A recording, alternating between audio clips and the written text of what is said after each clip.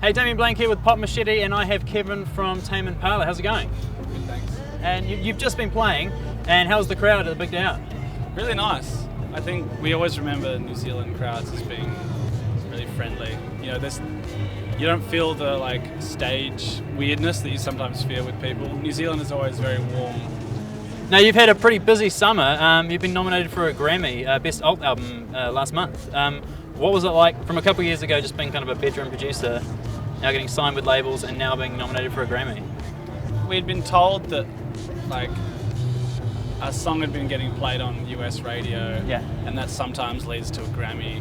By the time it happened, it felt like it was this well executed plan by people that work for us and stuff. You know, it's obviously really flattering, but sometimes you can see the there's a calculated process at hand. See the calculations sometimes coming to fruition. That makes sense.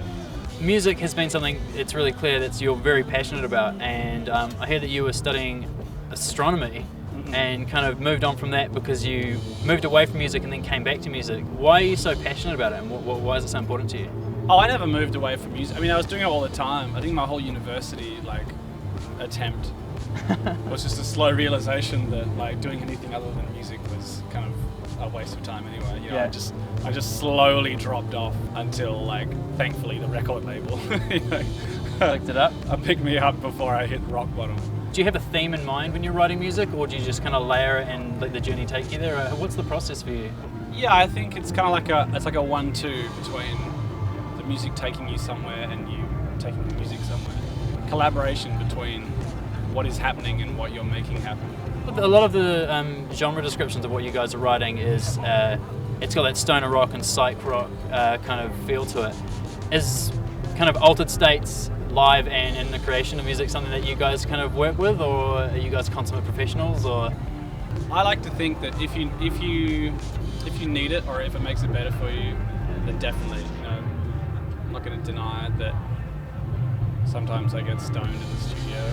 It can make it a lot more impactful, right there and then. You listen to a song for the first time, it blows you away. Yeah. Maybe more than it might give you a bigger impact than it would if you just listen to it sober.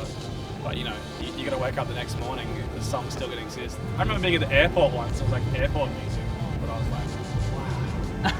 wow. It was just elevator music, But I mean, being stoned at the airport is probably not a good vibe, though. Not a good vibe. Not a good vibe.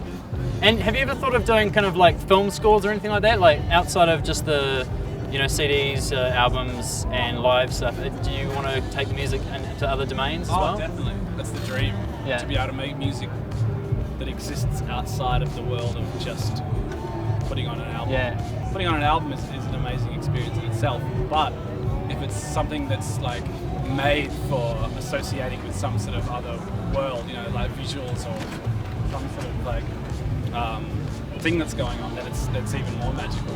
People have drawn the link between your vocal lines and the Beatles and stuff like that. They play an influence on you. I heard that Sean Lennon said that you sounded like his father. Is that true? Oh, yeah, it's true, but it was just a passing comment. Yeah. And he said it quite late at night, so my memory is dodgy. But we were talking about him coming up and doing a guest vocal on stage, and he was going to sing backups. And I think drunkenly I said, we have a similar voice, because he'd been playing gigs with us. He was like, oh yeah, you sound like my dad. And I was like, oh yeah, true, that's what people say.